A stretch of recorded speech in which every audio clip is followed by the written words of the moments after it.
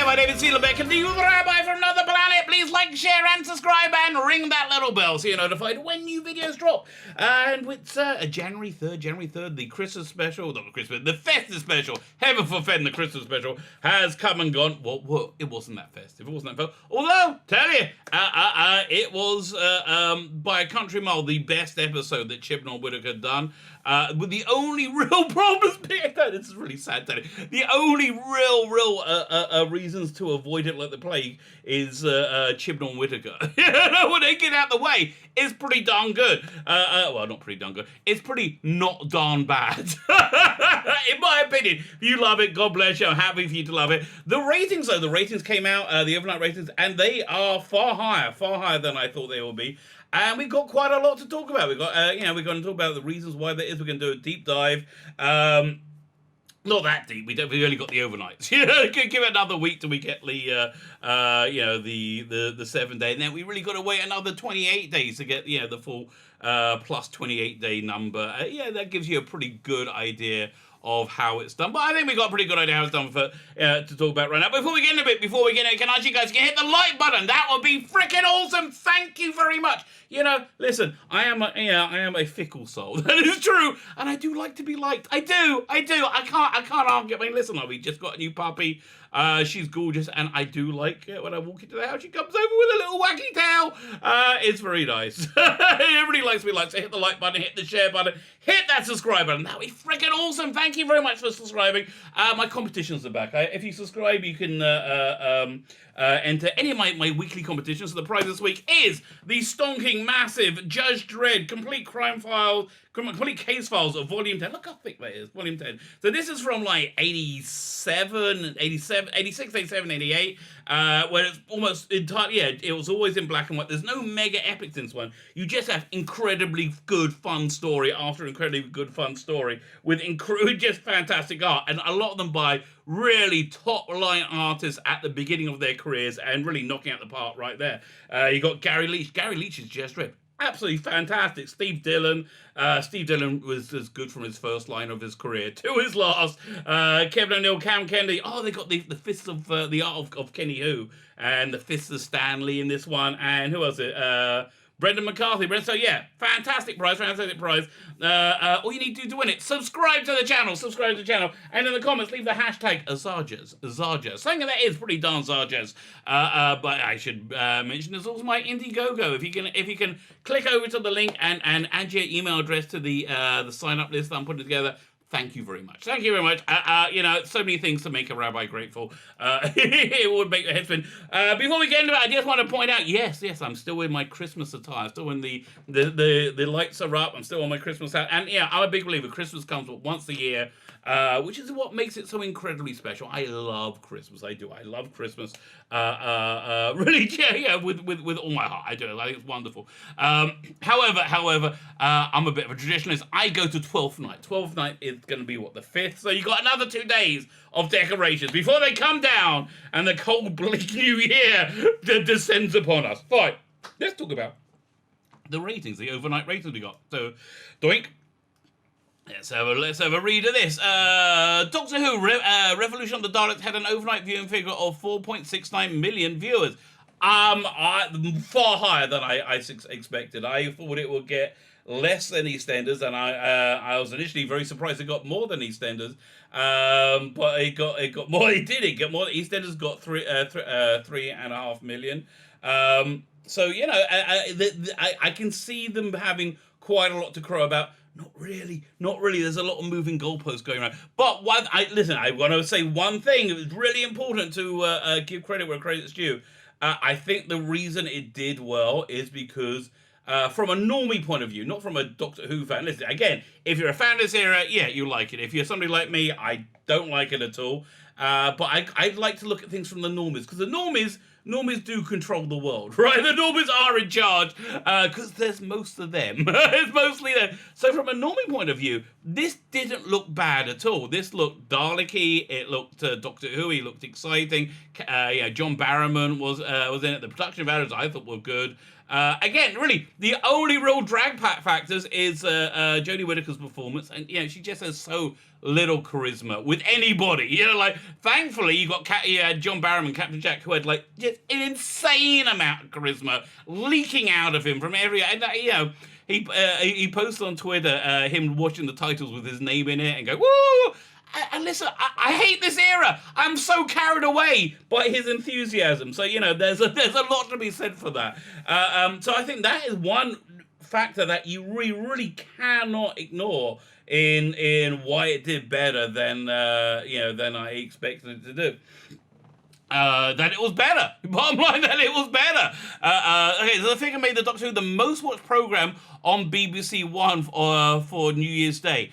That's a real key statement there that we're going to see. And the Doctor Who had a 21.1% share of the total audience. Now, those two facts very much contradict each other, and there's been a massive change.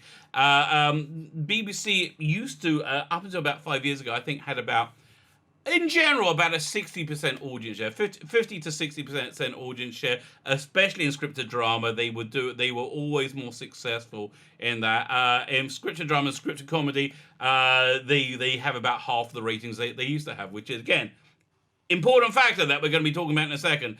Top overall was ITV's Evening News. Another very important factor. The Evening News won the evening with 5.5 million, with Coronation Street getting 5, and Emmerdale getting under Doctor Who, 4.6 million.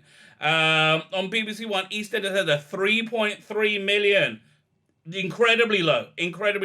That used to be in the, again, 7th, 8th, especially on the holiday as well. Mrs. Brown's Boys, are they still doing more Mrs. Brown? I mean, every time I look, that's the only freaking thing on the schedule. Mrs. Brown Boys got 3.7 million. Final viewing figures will be available next week. That's not true. 7-day viewing figures will be available next week. The final viewing figures is not for a month. It's the L28, they call it, the L28. So, it's looking like Chris Chibnall is a lot to be happy about. He has one of the most successful shows at the BBC. Aha! So I think that's something we need to point out. It's like having one of the most buoyant things on the Titanic. So it's not going to help you out much because the BBC is going under. The BBC is seriously, significantly going under because they have lost the they have lost the love of the British people who they were supposed to be entertaining. But let's have a look at this how this figures out in comparison to more ratings, like more broader ratings. So the blue line, this is a chart from the season comparing season 12 to season 10. Season 10 was I remember at the time people were tearing their hair out going, it's the lowest rated ever! You gotta do something! It was the lowest rated ever until Jodie Whittaker came along and said, hold my beer, or hold my shandy. I think it's more likely. So we see the trajectory of going down. We see the Capaldi, the blue line has the normal trajectory, starts high, goes dips down, and then dips back up again towards the end of the season. And I didn't include in this his final episode, which would have made it go but the final blue line would have gone way up here, completely. I think would have gone higher than it because the Christmas special used to do very well, not so much anymore. It gets about half the viewership, and again, this is really important. Really, it gets half the viewership. So the truth is, it got a 4.69, which listen. Who knows how much it's going to get in the catch up? It might do well. Again, it wasn't a bad episode. I think if they get more than 1 million, it'll be really surprising. It'll be really surprising, and that will take it to the lower. It'll be in the top 10 lowest rated episodes of all time. Right? It'll take it to the top 10 lowest rated episodes of all time. So they're gonna say, the people who the crazy people. Again, if you like this era, I have nothing against you. There just are a lot of crazy people who say they like this era, but I don't think they do. I just think they like the political messaging, which they say doesn't exist. Although again, in this episode, we may have been desensitized to it, but the political messaging was I know it was pretty rampant. It was pretty rampant. They had the Daleks being bad. It's always a right wing politician. It's never a left wing politician. I said this on my review of it last night. It's never a left wing politician who's evil. It's always a right wing politician. And so they're using all these what crazy people who live on Twitter think are right-wing buzzwords like security and borders and all the things they don't like to hear, right? All the things that disprove their argument, and then they rolled out the why don't and Christian was very, very big on saying we got to make Doctor Who contemporary for our times. It's got to be relevant. So how about this relevancy? Why not base it on a political? If you're going to place it on a dodgy political leader, how about a virulent, hateful socialist who was an anti-Semite? Can you think of anyone? Anybody leap into mind there, Chibnall? Oh, we don't want to be quite that relevant, do we? That's the problem, and that is the freaking problem with that entire line of BS. It's not about making it relevant time. It's about preening yourself and making yourself feel good and substantiating your political insanity, which really is very, very hard to substantiate. It's just basically the bottom line. Listen, in terms of Doctor Who, it's one of the lowest rated episodes ever. It's the lowest rated festive special ever. Nothing about it was really festive. And again, although there's a lot to recommend it. The Dalek set for the Dalek ship I thought was very good. The human Daleks were, I thought they were a bit crap, but I didn't really care. Didn't really bother me. They reiterated that this show is no longer Doctor Who. She's not a Time Lord. She's not from Gallifrey. She doesn't know who she is. I don't know who she is. I don't really care. But again, in terms of making a show, this is the least awful they've been. It really is the least awful they've been, with the only, again, real standout problems being Whittaker and Chibnall. I'll give you an example of a problem that Chibnall brought in. So Whittaker, so it ends up you have the spoiler, who cares? You have like these man-made Daleks, and then you get real Daleks who don't like them because they're genetically impure, so they come and destroy them, right? So how that happens is you have Jodie Whittaker's stunning and brave first female doctor, played by Jodie Whittaker, Dr. Karen. She calls the Daleks. She sends a message to Daleks, hoping they won't find out it's her that sent the message, to bring them in to destroy the other Daleks. So she's brought in a much more powerful Dalek to destroy a less powerful set of Daleks. And she's basically released 2 Dalek armies onto the world right now because she's an idiot. They write her like an idiot. They could have had exactly the same thing without writing her like an idiot. Like the Daleks could have just picked up the genetic abnormalities themselves and they came to wipe them out. So now the Doctor's like, she thinks she's got it worked out how she can deal with one set of Daleks. Now she's got another set of Daleks. You've upped the ante and you've made a more entertaining show. But no, Chibnall chose to do it to make the Doctor appear more stupid, right? So Chibnall was a big problem. Whittaker, big problem. She has no chemistry. She has no chemistry with anyone. Oh, it's very, very clear they're going to be doing Yasmin. They're going to be doing a shipping between... Yaz is clearly in love with the Doctor, right? Clearly. It's not platonic. She is in love with the Doctor, and that is the way they are going with the season. Good for them. Go for it. I do hope Jodie Whittaker responds well, and she got it. I just think that'll be. I think it'll go down very bad. So. The first question I really want to talk about is why this show, why this did so much better than EastEnders, right? It's a good question because it really shouldn't have done. EastEnders always used to be much more popular. So what's making EastEnders less popular than the least popular Doctor Who of all time?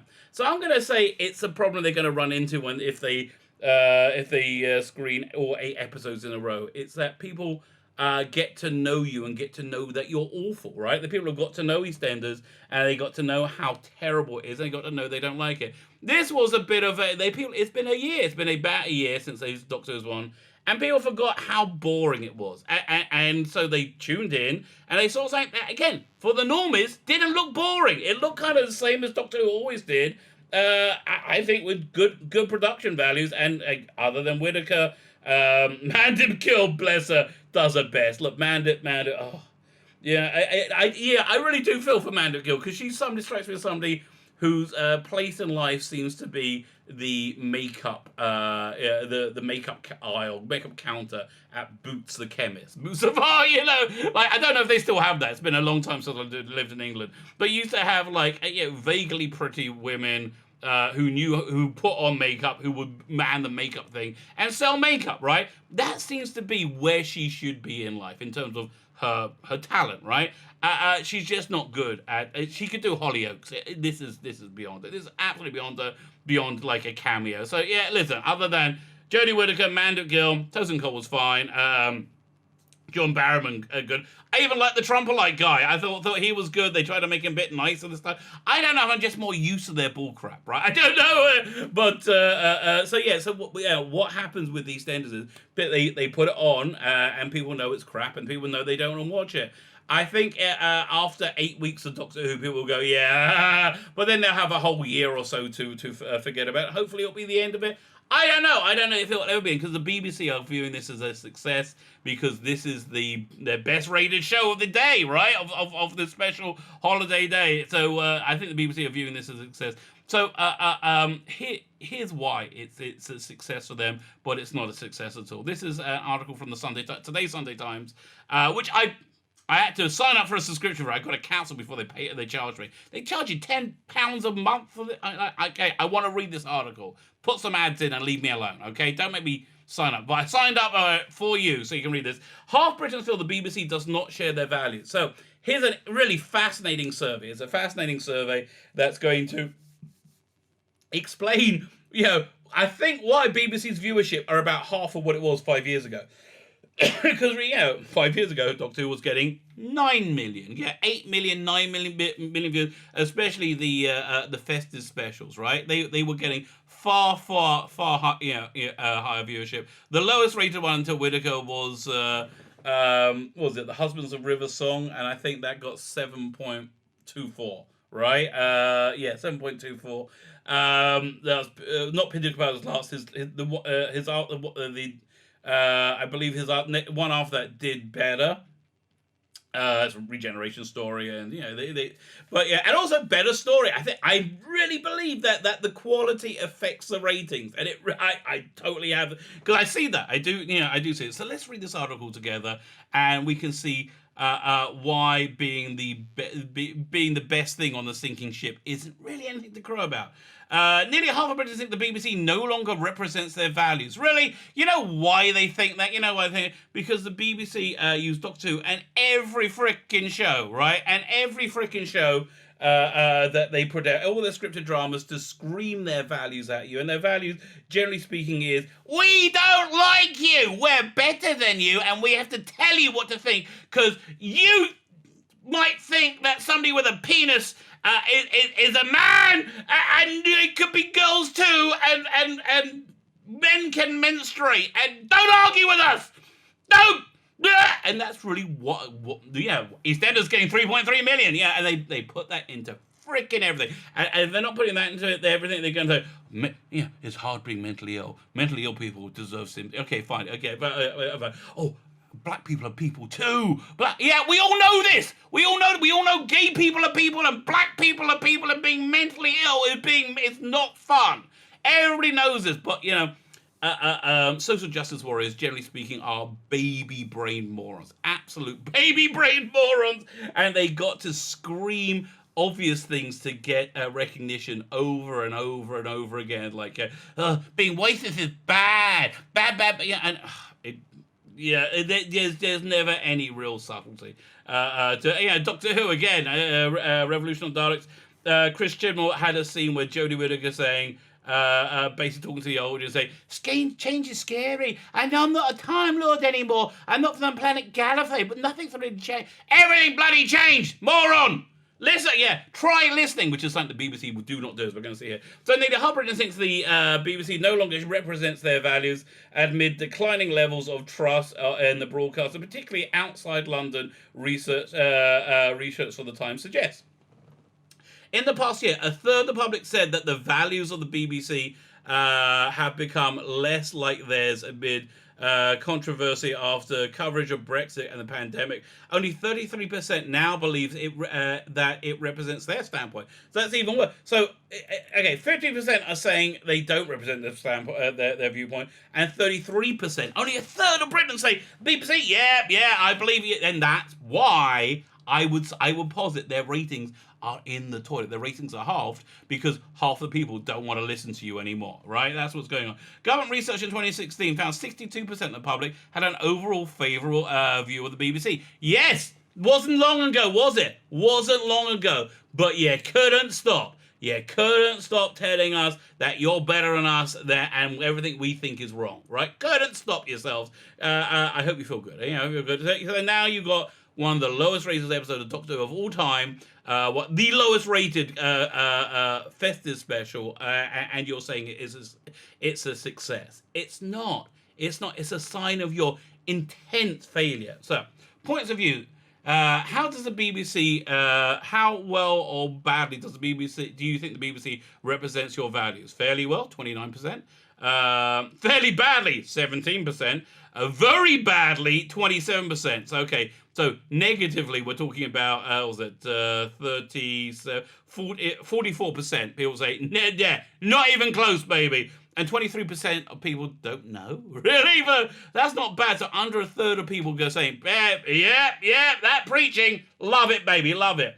Over the past year, do you think the values of BBC represents have become more like mine? 4%. 4%. Become less like mine, 33%. Haven't really changed, 40%. Don't know. 24%. But those don't know people freak the hell out of me. What's going on with them? What's going on with them? And what can we do about them? How long is this article that I paid for? Or they maybe sign up to pay for. Okay, I paid for it. I'm bloody reading it. Leave me alone. The results are understood to chime with the unpublished research recently conducted at the BBC, which found residents of well-off and diverse neighbourhoods held the broadcaster in higher esteem than from poorer or less diverse communities. Where do you find these less diverse communities? Right, I mean, maybe Bradford, where everybody's Muslim. You know, is that the less diverse? I'm thinking less white, and you don't want to say the word white.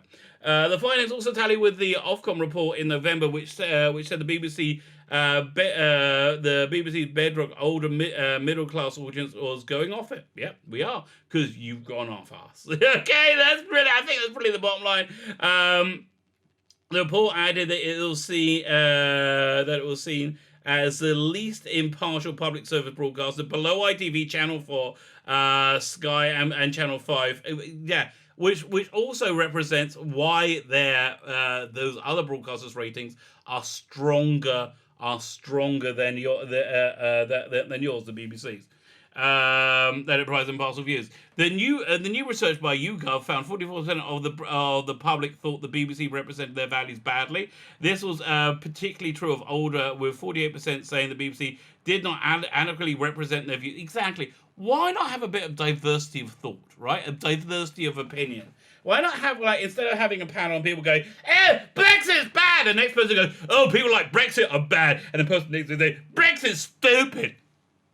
Why not have a panel of people go like, or say, well, I think the president's policy was good in this case. But no, you only say what you'd have zero diversity in thought, right? Ask how the values of the BBC have changed over the year. Only 4% said the values have become more like theirs. Not good. While 33% said become less like theirs. Older, yeah, and people have stuck home watching more BBC. We've said, see, again, I've always said, the worst thing they could do for this era of Doctor Who is make and air it, right? That's the absolute worst thing they could do. And everyone's values of theirs, while 33% can less like there's older male viewers outside of London and the Southwest were most likely to be dissatisfied with the BBC's perceived values. The findings came before a government review of the public sector broadcasting. Boris Johnson has made little secret of the desire to reform the BBC. Well, then do it, for God's sake. And people say, stop the saber rattling and actually do something. Boris has made little secret to reform the BBC amid speculation license fee in its present form could be scrapped and should be scrapped, right? Should be scrapped. So Robert Gibb, the former number 10 director of communications who was appointed to this review, said, these findings show why the BBC's director Tim Davies is right to be making improving impartiality his number one priority. Really? Again, that you commissioned another 8 episodes of this Dredd Doctor Who doesn't bode well for you, Timmy boy. Okay? Doesn't bode well. Former senior corporation boss also warned the BBC had struggled to keep up with the changing political landscape. What? You mean they're rigid intransigence and screaming at you that you're deplorable? The BBC is more in tune with a metropolitan than and a more liberal audience than the rest of the country. Yeah, exactly. So maybe just have them pay for it, right? Have them pay for it, and then let's see how all those bloated salaries go. Roger Mosey, a former head of BBC Television News, said, the positive thing is I'm certain Tim Davies is on the case. I think too little, too late. Too little, too late. Should have jumped on the case in 2018. Right? I again, this episode of Doctor Who, slightly less obnoxious than the other ones, still filled with like dodgy political analogy, right? It just all with all the problems that I had before. Yeah, you put Captain Jack in it and some Daleks. And actually, crazily, it did paper over the cracks. It really did. I'm amazed. David Elson, a former BBC editor who went on to launch Channel 5, said, if people don't think you're impartial and don't think you represent their views or culture, eventually it will become hard to sustain the BBC in the current funding model. Exactly. He added, it is inevitable that the so-called state broadcaster is trying to be all things to all people, struggles mightily to be anything to anyone. They're not trying to be all things to all people. They're trying to be stunning and brave to the Twitterati, that teeny tiny clump that live on Twitter. In March, Oliver Dowden, the Culture Secretary, accused the BBC of providing a narrow urban outlook and missing the strength to support Brexit. A BBC spokesman says, here we go. The BBC spokesman said, recent research shows that people still connect with our... Yes, people do! 12 of them! You know, not the freaking nation, people. Yes, you can find some people, right? We understand. It's your Twitterati morons. People should connect with our core mission to inform, educate, and entertain. You're not informing anything. You're badgering people. You're not educating anything because you're morons. Idiots can't educate, and you are idiots. So you're not informing, you're not entertaining, you're not informing, you're not educating, and you're certainly not bloody entertaining, are you? 3.3 EastEnders, you should be bloody ashamed of yourselves. And our purpose remains relevant. Not to most of the country. Get your head out of your asses. Get your head out your asses, because that's where it is. However, the new Director General has made it very clear the BBC must work hard to represent a very broad section of views. Really? How clear has he made it? We've had, a BBC writer, Vinay Patel, joining the woke Twitterati to attack fans and tell him to, get the F out. Really? With 4.69 million, well, I understand you're preening yourselves going, we did better than anything else on BBC the whole day because we're the best. I understand you're preening. BBC is a sinking ship. There's nothing to be proud of. You should be ashamed of yourselves, right? And I don't believe that guy, that was Vinay Patel, has received any form of repercussion for his attack of fans, right? So, talk is talk, Tim. Let's see some action because most of us are not seeing any. So there you go. A bit of a deep dive into the ratings for the Doctor Who festive special. The best of day for the BBC. Not the best for Doctor Who. Not the best for British television. Not even beating the news, ITN news. That's really bad, okay? And nothing's happening in the news either. It's not like, Kennedy was just assassinated, right? No. That's how much disdain people have for you. The Queen's speech did better than any of your scripted drama or comedy you put out. That is an incredible Yeah, yes, incredible indictment of your complete and utter failure. So yeah, we'll keep watching these figures as they improve, as they come out, as we find out more about them. My name is Peter Beck, and you are Rabbi from another planet. Please like, share, and subscribe, and ring the little bell so you're notified when new videos drop.